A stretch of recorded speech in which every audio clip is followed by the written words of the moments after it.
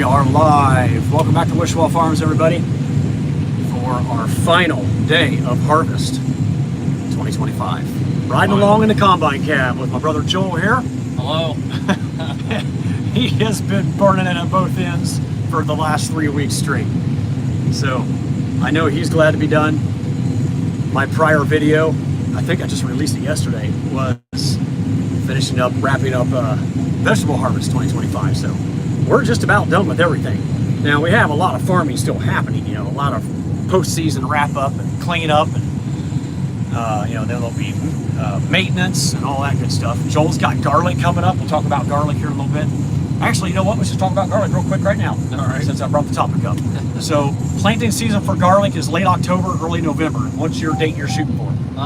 We've been so dry and warm these past couple of years in November, so I may push it back just a hair later. Usually I try to get it done before November. Okay. But I had some loss. Like it rained and then the beds got really wet. Yeah. And I had some mold and rot in the bed, so I'm like, well, let's just try planting some later. I might try staggering it. Okay. So we'll plant Oh yeah, do like a little trial and test different So planting I'm gonna dates. try it into maybe even to mid-November. We'll see. Hey, can you guys hear me okay? We did not put our mics on, our lav mics for this one, so I'm hoping the background noise of the combine run is not too noisy for you. Can you hear us okay? Is there any other crops you're going to harvest? Or is the season over? No, we're done. This is it. We're on our final 25 acres of corn. My vegetables are done. I mowed them all down. We're done with farmers markets. I have nowhere to sell them, and I intentionally plant it this way. Now, back in the day, for 25 years, I had pumpkins, fall ornamentals, ornamental corn, winter squashes, you know, late broccoli and cauliflower, winter squash. We would go till about mid-November. I even went till Thanksgiving before. I remember one year we went till the first week of December. It was terrible. But, you know, that was when I was young and dumb. I've wised up a little bit over the years. I don't need to harvest year-round. I used to have high tunnels that I would try to extend my season on the front end and the back end. I wanted to generate revenue 9 or 10 months a year. That was my goal for probably 15 or 20 years. But I don't need to do that anymore. It's hard to explain, you know. I've kind of figured out what works for me, what I enjoy doing, and I like to have a life away from the farm. I think we all do. Yeah. You know, we grew up dairy farming, and we had an enjoyable life away from the farm. You think of dairy farmers as being busy 365. Yeah, you got to milk cows 365 days a year, twice a day, if not 3. But we had a good hired hand, and we took numerous vacations. We learned how to enjoy life from our folks. So it spilled over to our adulthood, and yes, I did work hard farming from 10 months a year for many, many years. But now I've tried to shorten my season, and I have no debt. Everything's paid off. I've been doing this long enough that I've learned what works for me, what I enjoy farming, and what I don't enjoy. And I like to enjoy the last half of October as much as possible with some backpacking and RV trips with my wife. So that's the short answer. Watching from the Philippines. Wow. I'd like to be in the Philippines on a nice sandy beach, blue waters. All right, well, let's talk about, here, let me turn you around for a second, show you what we got going on here. Sorry about that. I get blabbering away and forget to show you what we're doing. So we're running a 6-row head down here. And, you know, you can see the edge of the field right there. This is all we got left over that tree line of 25 acres. The reason we're running a 6-row head is because we have a 12-row planter. So it makes more sense to have a 6-row versus an 8-row, just so our rows all line up. But with GPS and auto steering, you know, it's probably really not that big of a deal. But the main reason we have a 6-row head and not an 8 or a 12 is because we can drive down the road without disconnecting this to a header cart. So quick and easy to move from field to field and not having to disconnect that and have someone haul it to the next field. And we only grow 400 acres of corn. We're done within about a week if we push it hard. Yeah, if we push hard, a week to 10 days worth of corn. So it would be a huge cost to us to upgrade our header. Maybe not so much to an 8-row, but if we went to a 12-row, we'd have to hire more people, buy grain carts, So we're able to get by with one person running corn. With beans, it's a piece of cake. With corn, if we're at the home farm, we can still keep up with one person and 2 trucks. So the one person just keeps alternating trucks. So Jake is back at the farm right now. He's probably finishing up unloading. And while he's doing that and driving back to the field, we're filling up the second truck. Right when he gets back here with the empty truck, this truck we have here in front of us, I'll show you here in a second when we're unloading. He'll grab that one and take it back. So it just goes back and forth and it works out perfect. I know this is an odd time to go live, but I'm not going to want to go live tonight. I'll probably be watching some college football and we're going to be done. So Joel's going to be finished here in a couple hours. So this is our last opportunity to do a live stream. And I couldn't do it yesterday or the day before because I was out in Pennsylvania. I was visiting Veggie Boys and Broyin's farm. So I filmed a video at each of their farms. We did a live stream. We actually did 2 live streams. So if you guys haven't seen that yet, you're interested in seeing our live stream, I'll put the link down in the description box. It won't be there right this moment. As soon as I get off my phone and I'm finished with this, I'll put the link down there. So the reason I said it's 2 live streams is the first one froze up on us 12 minutes in. We fired it back up and went for 55 minutes. So I think most of the viewers really enjoyed that live stream. So if you haven't seen it yet, go check it out. It was a great time hanging out with Andrew from the Veggie Boys. I got to hang out with his brothers too, Matt and Daniel. I think it's Daniel. I don't know why I always forget his name. I'm terrible with names. I got to hang out with their dad, Brian. Pop. We had a great time. I got to harvest potatoes for the first time in my life. That was really fun. It was only about a half hour's worth of work, but that was a blast. Getting to see how they harvest potatoes and helping them actually pick them up off the ground. All right, I'm gonna take you out here and show you the unloading process. Oh, Joel's barely getting it in there. I'm afraid it's spilling over because the truck's angled. Oh yeah, it's angled down the waterway.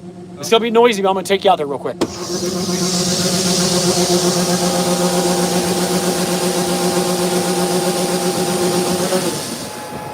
Out of room. You gonna put a tad more in? You gotta wait for Jake. Gotta wait for Jake. Okay. Yeah, I don't have enough space. Now we finally got ahead of him. Yeah, so one of the reasons I came out here today is that I was gonna help run trucks with Jake for just a little bit because we're just getting to the point now where he can't quite keep up. And here's a perfect example. It's the first time it's happened. Do a kill stop. So we're gonna drive the combine full normal speed and then just shut it down instantly. Because it knows it's full? No, I want to do a test. We can see how good the corn is threshing because I haven't tested it on this variety. Okay. Every variety is different depending on how it holds on to the kernels hold tight into the. Okay, yeah, let's do that. There's Jake right now. Yeah, let's just do it. We're getting a little ahead of him. Okay. Anyway, might as well do it. It's gonna be our only chance. Yeah. Is this where we're gonna get out and go look at the? Yeah. Okay. Ooh, a little dusty. Nothing like the soybean dust though. We only got 50 people in the chat right now, or watching.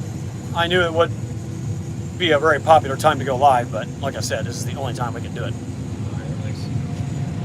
So what are you planning on doing here? Just waiting to get everything, make sure the combine's completely full at operating speed and operating capacity, and I'm just gonna do it quick here. Shut the engine down, throw it down, and shut it off. Basically, really? Shut everything down. Just oh my, completely shut down. Okay. And what's this called? This is a kill stop. A kill stop. Okay, we're gonna go out and check the corn. Look inside the combine. We're gonna look up the bottom end of the combine, folks. Let's see what we see. There's Jake with the other truck. Perfect timing because we're still about half full. All right, what are you doing? Open up the back chopper here, okay, so we can stick our heads up here and look around. We're gonna be looking up the back side of this combine.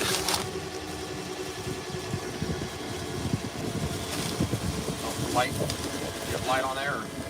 I don't know if I can turn it on while I'm going live. I got mine. Okay. Oh. All right, we're gonna look up inside here.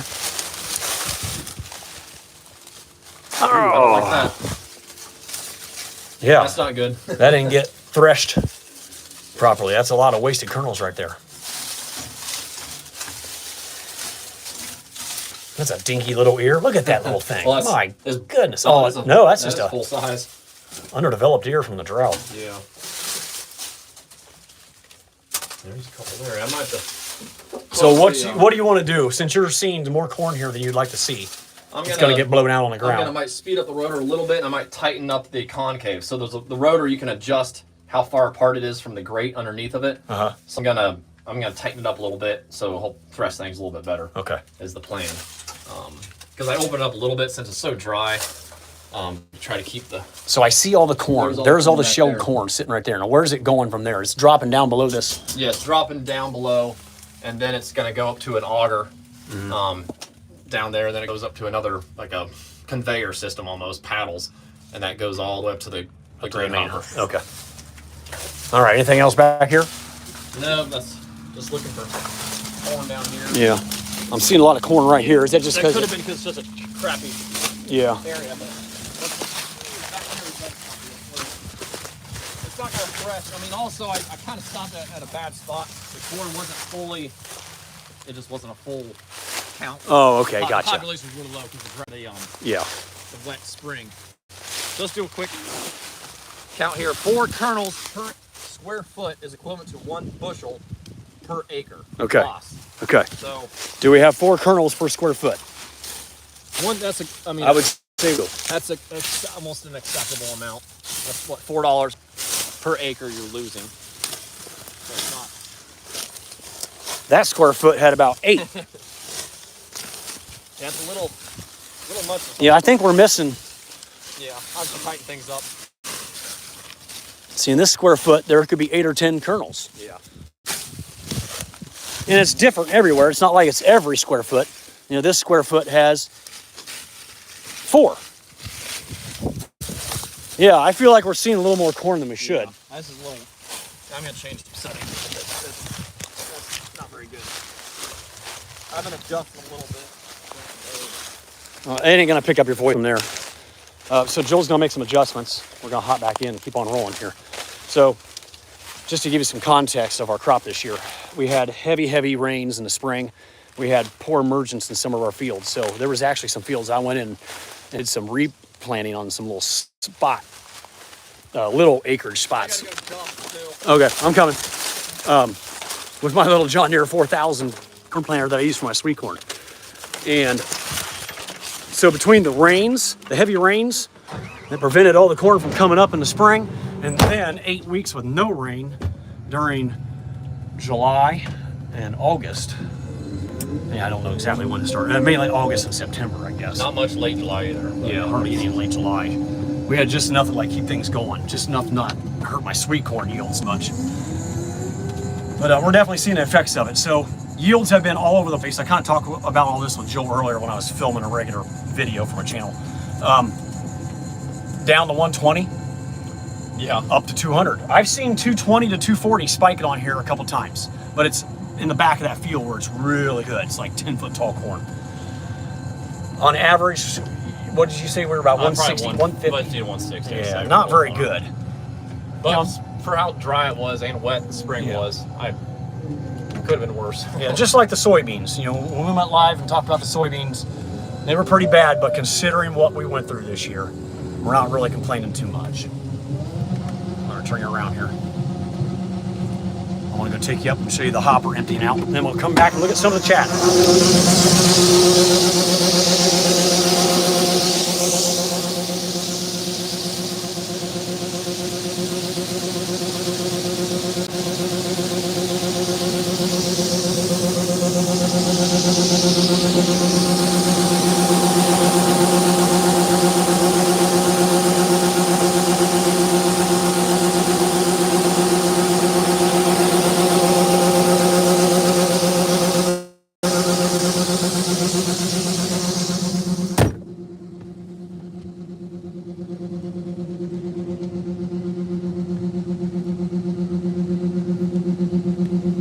Oh boy, there's a bunch in here. You see?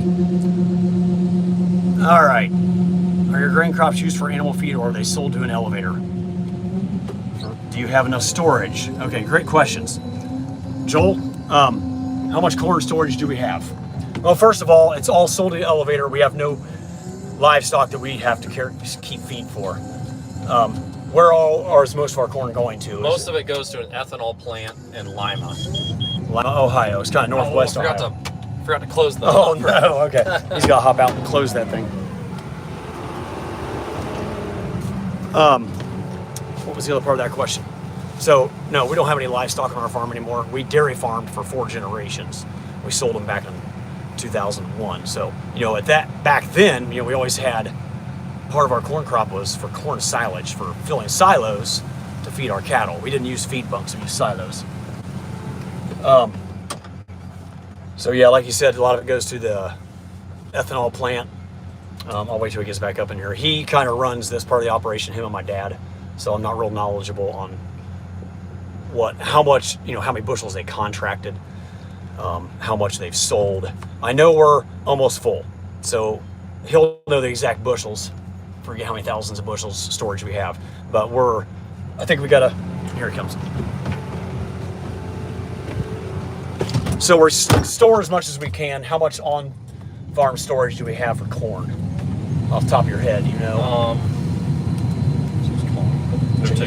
getting a call. Hey, what's up? I'll turn you around for a second. We'll get back to you. Yeah, are we gonna have space? Mike was gonna come take over. Oh, okay. Okay, cool. All right.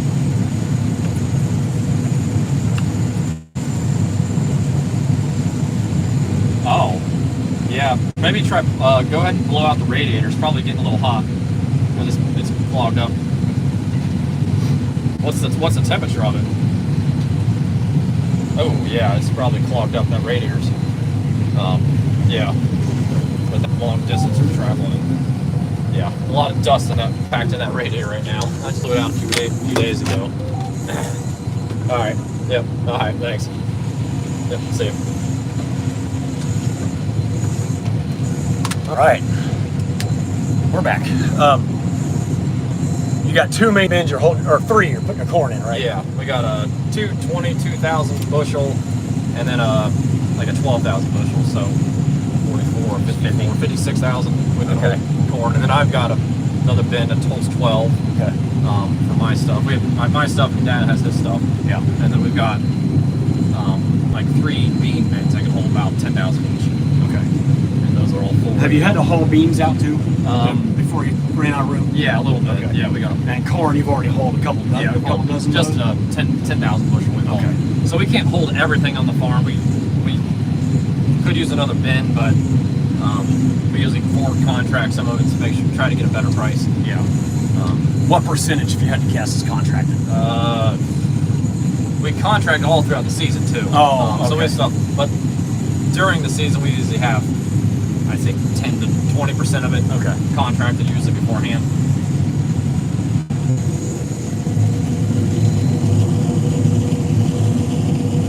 That's a whole nother ball game is for futures contracting, and there's so many different things you can do if you're also dealing with options, puts and calls. And, oh my goodness. I mean, it's way beyond different spreads, different. I mean, it can get really complicated.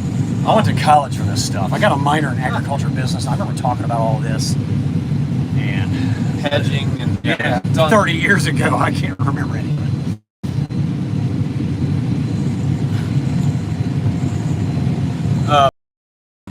Before I dive into the chat again, oh man, look at this corn, guys. This is good stuff right here. I bet you it's gonna bump up to 240 right here. It's always delayed by. Oh yeah, I need to speed up the rotor, change some settings because we have that. So it's there. It just bumped up over 200. Up, you just left it. So there, 230. Finally, some better numbers. Run around 200 and 230. 250. Ooh, that was the highest number I've seen today. Moisture. What's the moisture? 17 right here? Yep. This read's actually about a point high. Okay. You'd like to see it closer to 13 or 15 is 15. Perfect for corn. Okay. Hello from California. All right. So here's some interesting information. Me and Joel likes to do little calculations. So Joel's a mechanical engineer by trade, from schooling, whatever you want to call it. He originally went to college at University of Cincinnati. No, Wright State. Wright State. My other brother went to UC. They were both mechanical engineers. Joel has come back to the farm, and my brother John has left his engineering degree at Honda, and he is a contractor. right? Does contracting and some day trading on the side, and has a couple other little businesses. So, oh my gosh, that same hole we hit last time. Big old groundhog. Anybody want to come shoot it for us? So we were figuring out how much an ear of corn is worth. So if you go by a yield of 175 bushels, which is kind of on an average side for a lot of farmers in Ohio, and $4 a bushel corn at the market, and we planted 34,000 seeds per acre. Let's just say we're harvesting 30,000 seeds of those, 30,000 plants per acre, because there's some loss. You know, some of it didn't all come up. We aren't harvesting every year. If you calculate all that out, each ear of corn is only worth 2.3 cents. Between 2 and 3, there's some variables in there. 2 to 3 cents for a cob of corn. You compare that to sweet corn, where we're getting 75 cents to $1 for an ear of sweet corn. It's just crazy to think about that. I don't know how much that would calculate out to a bushel, though. Well, it'd be $4. We figured it on $4 a bushel. Yeah. But if you figured out a bushel of ear corn, I don't wonder how many ears of corn it would take to fill a bushel on average.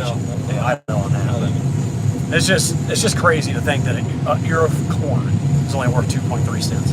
So when I was over at Broyans, I don't know how many acres they grow of field corn. It's not a lot. It's 25 to 75. I forget what it is, but they harvest all their field corn and put it in their own on-farm storage.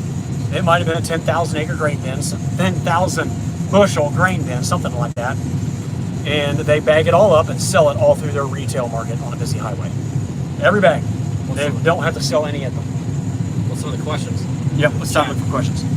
So yeah, so they're getting $10 a bushel. So almost more, 2.5 times more than what the average grain farmer would get. All right, moisture. It's currently 14. Yeah. You said that's a point high. Yeah, it's about a point high. Yeah, so we're running 14 to 16, I'd say. No money in dairy anymore unless you have a huge herd. Yep, that's all we got out of it. I just graduated from Ohio State and was bringing my dairy science degree back to the farm. We were going to expand to 250 head from 100, and that's when my produce business started taking off, and we decided to sell. Heifer prices were sky high when we got out. All the Dutch dairies were buying up land and starting 1,000 and 2,000 head dairies, and that's who ended up buying ours. Do we grow wheat? We grew wheat for forever. In my entire life and before, you know, because we needed the straw for the cattle. We quit growing wheat about 6 years ago. Yeah. We finally talked old Dad how to letting it go. It was hard for him to let it go, but we were so involved in my vegetable operation together, and him adding garlic and salsa and all these other things, maple syrup, that it was just too much. We needed that July harvest time to be on the vegetable farm and not busy harvesting wheat. Hello from Florida.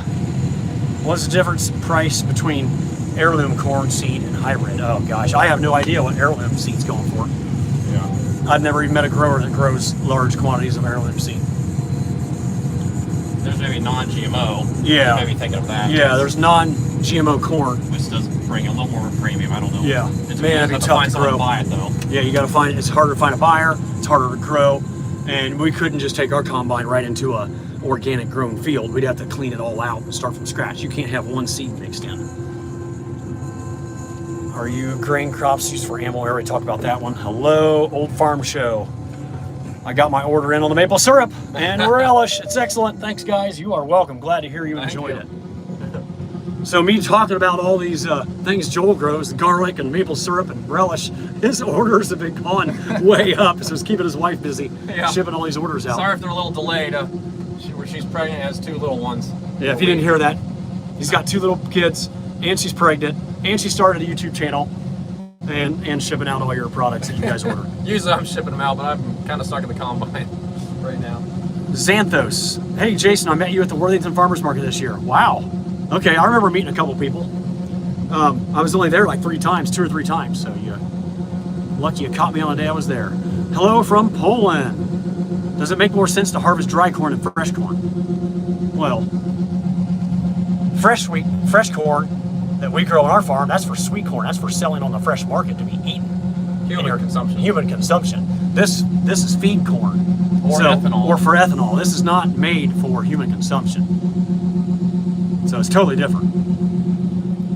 Hopefully that answers your question. Does it make more sense to harvest dry corn than fresh? I mean, you can harvest fresh corn. There's harvesters that harvest fresh sweet corn for human consumption. Could be wet corn. Like you can harvest this Yeah, corn. high moisture corn. High moisture corn, Yeah. but it's We're not doing that. And we don't even dry our corn. We like to harvest our corn when it's already done this dry down in the field. So even though we have propane we don't have a corn dryer, our corn is dried within the bin after we fill our bins to get it to the right moisture. So it is hooked up to propane tanks for drying it down the rest of the way if need be. What is the yield looking like? We talked about this already. We've been 120 to 200 all over the place. Every field's different. Some fields got more rains than others. Watching from the Philippines. Morning from Washington. Washington State, I assume. Isn't that 3 hours difference? yeah, 9 o'clock. Yeah, good morning from Washington. In Washington. Dubai. Holy moly. It's got to be like middle of the night or something in Dubai, right? I can hear you perfect all the way from Florida. All right. Oh, I can't wait to go to Florida. My wife and I are spending a minimum 3 weeks in Florida during January, right before I fire up the greenhouses for 2026. Hey guys, really enjoy your content. This is Papa from Henryville, Tennessee. Thanks for watching, Papa. When I first saw Papa pop up, I was like, is that Pop-Up from the Veggie Boys? Brian from the Veggie Boys? Is there any other crop you're going to harvest? Okay, we already talked about that. Nope, we're done. Hey, we're all caught up on the chat. Yeah, we got about 93 people in here watching right now. And this is going to be kept kind of short, guys. It's almost lunchtime here in Ohio. It is lunchtime. Joel had his lunch delivered. I'm ready to go home and grab myself some lunch.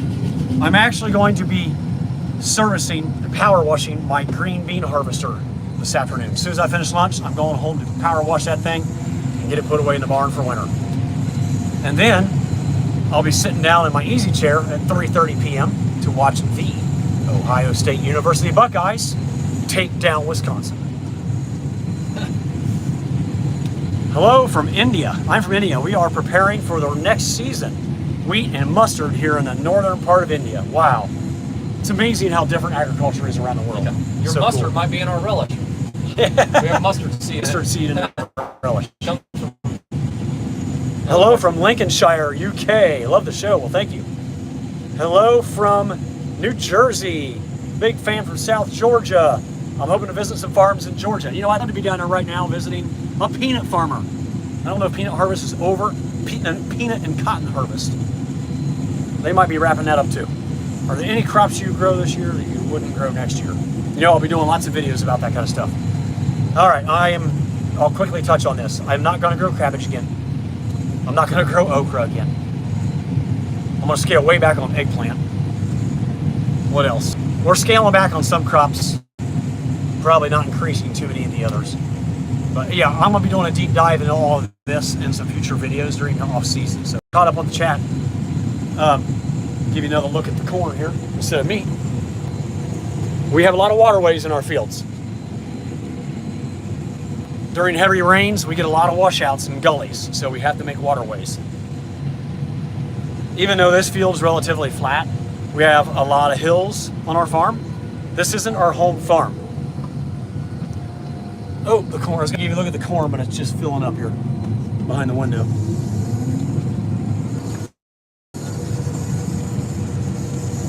So, what was I talking about? Oh, yeah, we're on the highest point in Ohio. Always. Yeah, so seems like over the last 10 years, the rains have been coming down heavier, and we're getting more gully washers. You know, it washes away some of the topsoil. So that's another reason we plant a lot of our crops no-till. Actually, probably 99% of our farm is no-till. The only time we till ground is when we've got some gully washers, some ruts that we need to smooth out, or on my vegetable ground where I'm going to be laying raised beds of plastic mulch. So those are the only acres we till. So we don't have a lot of tillage equipment on our farm. We do, I mean, we have old tillage equipment. We don't have the latest, greatest tillage equipment because we don't really need it. So, you know, being up on these high rocky hills, we got to have these waterways. Even though this looks flat to you on camera, you know, there's a gradual incline. When we get a 2 or 3 inch rain, we'll get washouts in the field, big ruts in the field. So like I said, we don't own this field. Golly, another massive hole. This is the Logan County Jail, right over here. So this ground we're farming is owned by the county or the city, I'm not really sure, but we have to bid on this. Yeah, through the county commissioner's office. So every 3 years, excuse me, we have to bid on this field. You know, a decade ago, we didn't have this field. We've had it for the last couple years, right? Yeah, next decade. Yeah, thereabouts. Any other questions? I grow vegetables in the blueberry capital of the world. Man, where's the blueberry capital of the world? Is it Michigan or Oregon? Man, I'm not really sure. I'd like to know, Frank.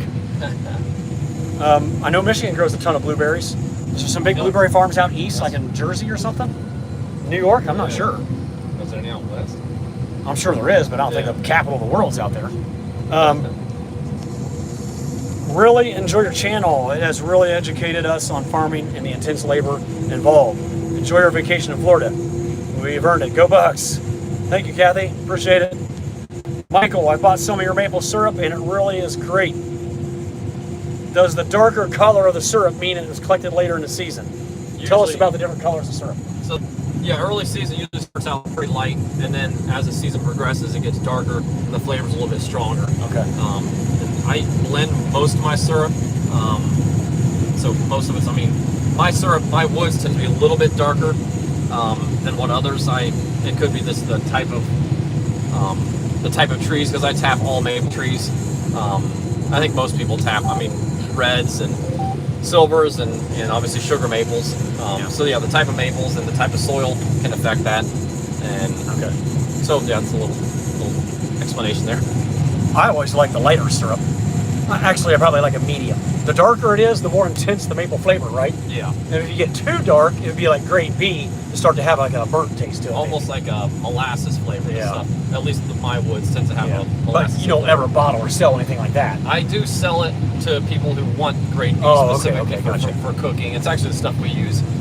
I have some people that prefer that. Nice. Is it thicker too? No, thickness just depends on how much you cook it down, which is standard across the board, like a 69 or 68% sugar content. I know we've talked about this before in other videos or maybe a past live stream, but it would be fun to visit a big maple syrup farm this winter. Yeah, that'd be cool. You can video one. What do we got here? Great info. New Jersey is where it's all started. Nice. Hey, I was right. I guessed New Jersey. For some reason, I kind of had a feeling it was New Jersey, but man, I bet Michigan's got a bunch too. Good evening from Dublin, Ireland. Wow. My son was just in Dublin, Ireland last month. Or not? Yeah, he flew into Dublin, right? Flew into Dublin, toured. He had everything in his life on his back. He had a backpack. He was doing a lot of backpacking around Ireland and in Scotland and Wales. So he was enjoying some of your beautiful country over there last month. I probably should sit down and chat with him about that a little bit. That might be kind of fun. Great channel, lads. I like being called a lad. Man, I was filming me instead of the truck. We just filled up and we're getting ahead of Jake again. All right, final pass, guys. We're a half hour in. I'm getting hungry. I'm getting ready to go home and eat lunch. Get my bean picker winterized. So how does this season compare to past seasons? Over the last 5 years, where do you say we stack up? On the lower end, I'd say on the bottom 1 or 2. Last year was probably one of the worst years I've had on. Last year was? Yeah, last year. Wow. And 2019 was the worst year in the past 6 years. Okay. This year is probably the second worst in the past 6 years. And then last year was the third worst. Okay.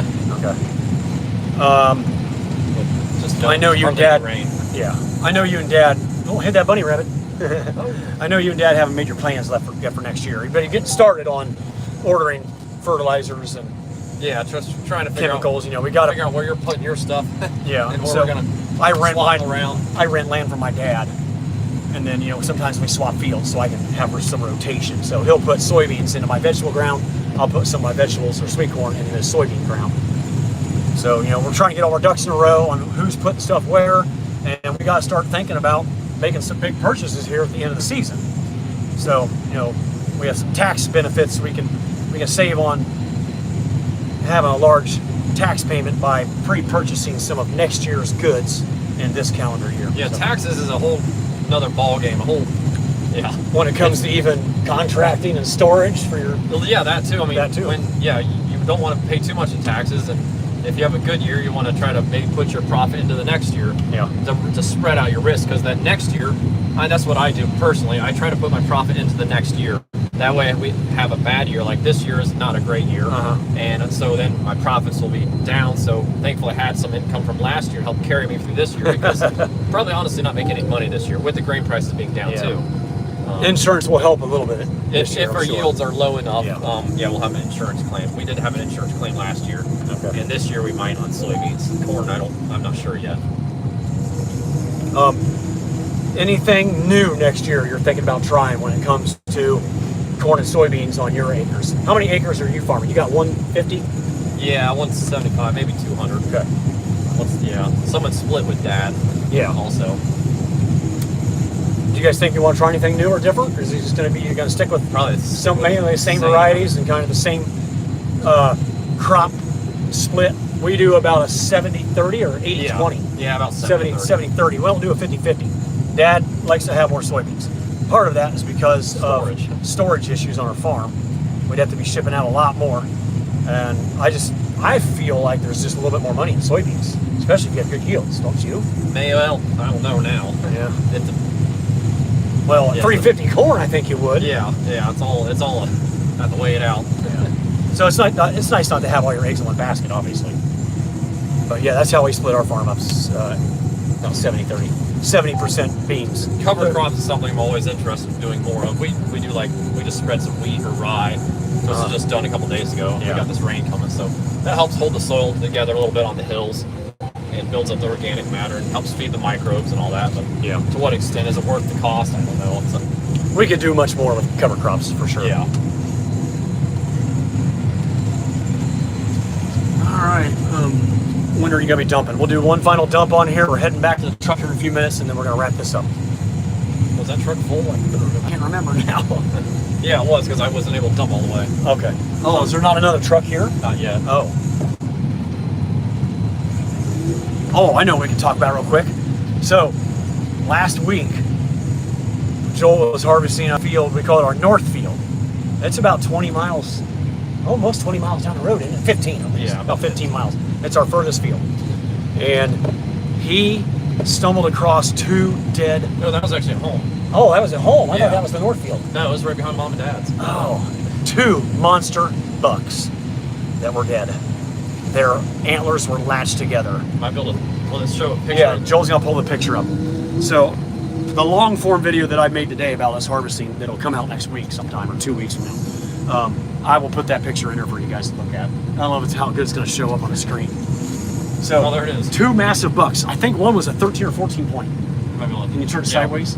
That should rotate. Hopefully you guys can see this. Let me get the stop for just 1 second. Let me get the glare off the screen. Check out those monster bucks, guys. About a month old. There's still a little bit of velvet on one of the antlers. Okay. So I'm shaking around. The combine's shaking me all around. Those things are huge.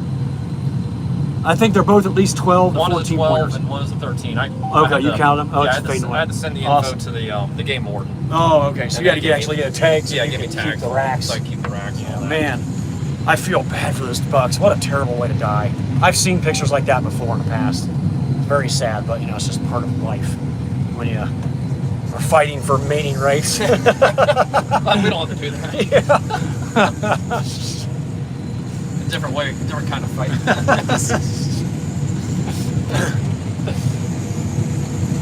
All right, we're gonna make our way over and dump this corn. I'm heading home. We're gonna wrap this one up. Do you guys have any final questions before I wrap up this live stream? Hello from Greece, Kazakhstan. That's where Ia was from. Yeah.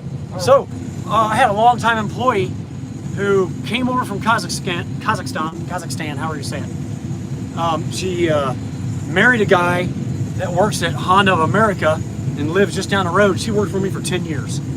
She was a great worker. Her favorite thing to harvest was grape tomatoes. Not cherry tomatoes, grape tomatoes. She would stand there all day and harvest grape tomatoes. Great worker. She left about 3 or 4 years ago now. Her husband retired, and I think they're doing some more traveling now. What else?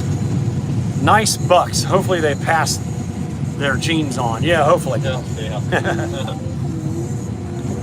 Ever got piglets in the spring?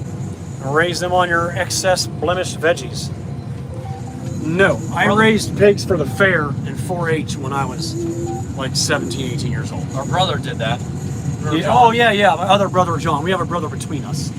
And he had a fenced-in area around in the woods, and he would come over and get tubs and tubs of our old produce and feed us hogs. But even he doesn't want to grow hogs anymore. It's a pain in the butt. They're always getting out, dying, then you got to butcher them. I mean, it's just it was a nightmare for him. I mean, it was nice to have that fresh pork, but yeah, I don't think he wants to do it anymore. All right, I think we're all caught up on the chat. One more here. Alberta, Canada. Wow. Good evening. My name is, I'm not going to try to butcher your name, sorry. Mahesha from India. We are also doing forming silkworms production from mulberry leaves and cows. I'm happy to see your silkworms farming and weekly farmers market. Okay, he said former instead of farmer. Wow, that's very interesting. Well, thanks for watching. I appreciate that. All the way from India. Do farmers retire in the USA? Oh man, that's a whole video on its own right there. You're waiting on Jake now. Yeah. Okay, we're stopped. We're gonna wrap this thing up. We can't unload. I'll show you real quick here. So we're ready. There he comes. So there comes Jake in our other truck. See, we only got ahead of him by just a couple minutes. All right, what was that question? Oh, retirement. So Joel's in the middle of his career right now. My dad is never really fully retired, but he has stepped down from the day-to-day manual labor. Joel takes care of all the planting and harvesting. My dad really can't physically get up in the combine and planter really much anymore. He did ride around with me. He did get up here and ride with me. That's good. Help. He didn't have to get a handicap ramp hoist to lift him up here. I know they make those for handicapped people to get up in the combines. Disabled people, is that the right term? Whatever. So I'm slowly backing off on my full-time career of vegetable farming. I've been doing it for 25 years. Yeah, Joel needs to go talk to Jake, and I'll wrap this up. So I'm going to be 52 next month. So I've had my fill of farming. I mean, not had my fill. I mean, I've been farming for a long time, and I'm not in any position at this point in my life to want to increase or grow my operation. I'm scaling back, streamlining, making things more efficient. So for the last 10 years, we have slowly been working on farm succession and transition, meeting with attorneys, extension agents, professionals in that area on how to properly transfer a farm from one generation to the next. I'm an LLC. My dad's farm is not an LLC. So, he's going to probably form an LLC, so there's easier transfer of ownership and shares, avoiding taxes. There's gifting that can be involved. I mean, I don't know a lot about this. I just know we've been working on this for a long time, and it's not an easy transition from father to son because there's 3 sons. 2 of them are involved in the farm, and one of them, Joel, is running the grain operation now. Mine is a separate entity. And there's I could go into deeper detail about why we did it that way, but that's the way it is right now. It's a very difficult transition. Succession planning is much more difficult when you have almost a different generation. We've touched on this before, even though we all help each other, we're kind of all separate in a way. So we're still trying to figure all that out. And, no, farmer, to answer your question, I just blabbered on for about 10 minutes about this. Some farmers fully retire, some never really retire. They just step down from the hard manual labor and they slowly turn over the reins to the next generation. The next generation buy in and just put in sweat equity. I feel like I put in sweat equity for 25 years. So yeah, we can rent. The younger generation can rent from their folks. So there's so many different ways. We don't ever plan to sell our farmland. It's gonna get passed down. It's all on a family trust right now. So that's all I'm really gonna say on that. No, we're not gonna ever retire, but we slow down. We're gonna enjoy our life more away from the farm. So farm life is enjoyable, but we like to enjoy our downtime when it's the off season. So getting out here. Yep, we went 45 minutes. I thought we were going to go 20. This always happens. All right, folks. Hey, thanks for tuning in for another live stream. I really appreciate it. Let me look for questions real quick here before you drop me off. 52. I look like I'm 44. Yeah, I know. I know. I exercise a lot. I backpack a lot. I guess I inherited the good genes. Yeah. And Joel's almost 40. He'll be 40 next year. Tariffs. Oh, we were going to talk about that real quick. Yeah. I don't really want to get into tariffs, but we did talk about this earlier. Everything is basically the same as what it was when Trump had tariffs 5 years ago. If you look, just look up the historic price of soybeans. I'm not supporting Trump one way or the other on this. Trying to say all the politics, but mostly there is supply and demand. China is not buying soybeans, so that has to be affecting the price if they start buying again. Anytime there's a hint of them buying, the price jumps up because everyone in the market, the big buyers, know that the price is going to go up, so they start buying soybeans. Okay. But yeah, so it would help. But inputs have also gone up. Right. So yeah, we're not making near as much money as we were 5 years ago. Even the prices are the same. So it's yeah. I mean, it's supply and demand. It's the market. I mean, look at soybeans aren't much different than they were a year ago too in the price. But yeah, it kind of sucks right now, honestly. Yeah. Hopefully things will turn around. So I'm not going to really get into any more of that. I'm not real well versed in that, and what would be fun is to go ride with another grain farmer that has 5,000 or 10,000 acres and kind of get their feelings on it. From Perry, Iowa. Labor is a major problem here in New Jersey. Yeah, labor is getting harder and harder on the vegetable operation for sure. We don't really need hire labor for the grain operation because between our nephew and cousin and our old hired hand from the dairy days and me and Joel and Dad, that's enough. So yeah, but for me it's getting harder and harder. All right, guys, Joel's got to get moving, and I'm going home to lunch. Thank you so much for watching. I really appreciate it. Don't forget to like the live stream if you enjoyed it, and we will see you all again next time. Down on the farm. Down on the farm.